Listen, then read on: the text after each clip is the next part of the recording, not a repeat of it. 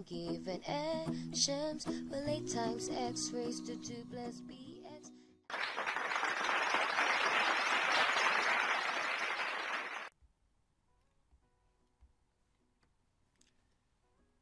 In this lesson, we are going to look at circle theorems. And when we say circle theorems, we mean angle properties of a circle.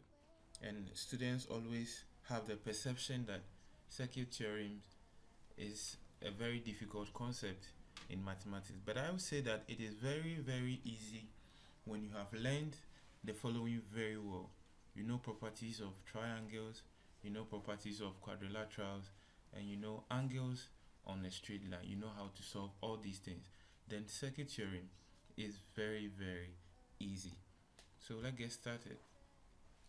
Let's know the path of circle, and I hope you know a radius of a circle, you know a chord, you also know a tangent, and you can also identify a diameter from a circle. So let's look at the main theorems. Let's take theorem 1.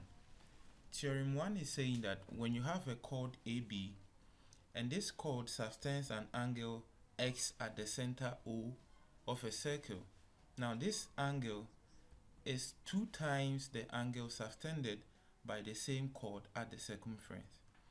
So the angle subtended by a chord at the center of a circle is 2 times the angle at the circumference by the same chord. I hope this is very easy. Let's look at some few examples. I have this diagram and I'm asked to find x. You know, x is at the circumference and AB is a chord. So when you multiply the angle at the circumference subtended by the chord by 2, so you say 2x is equal to 70 degrees, and the 70 degrees is at the center O. So you look for x, you divide both sides by 2, and then you have x to be 35 degrees. Another example, let's look at the diagram. We can trace Q to P or P to Q to form a chord. So the 50 degrees is at the circumference. So when you multiply the 50 degrees by 2, you are getting M. So M is 100 degrees. And I hope this is very, very easy.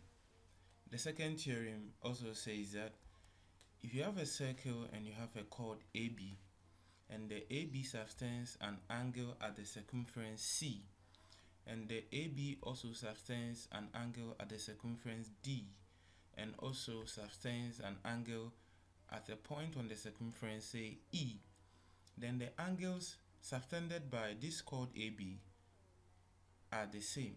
So the angle at C, which is x, is the same as the angle at D, which is also x, and at E, they are all the same because it is the AB that is having all these angles at the circumference.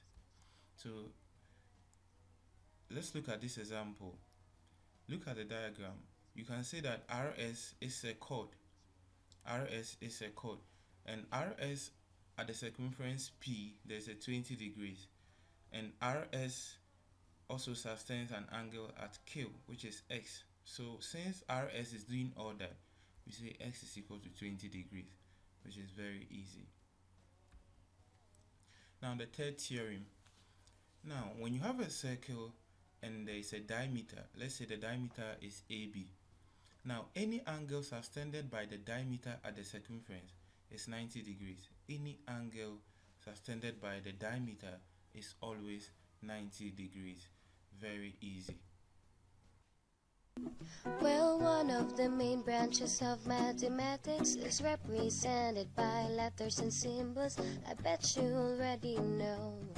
System based on given action.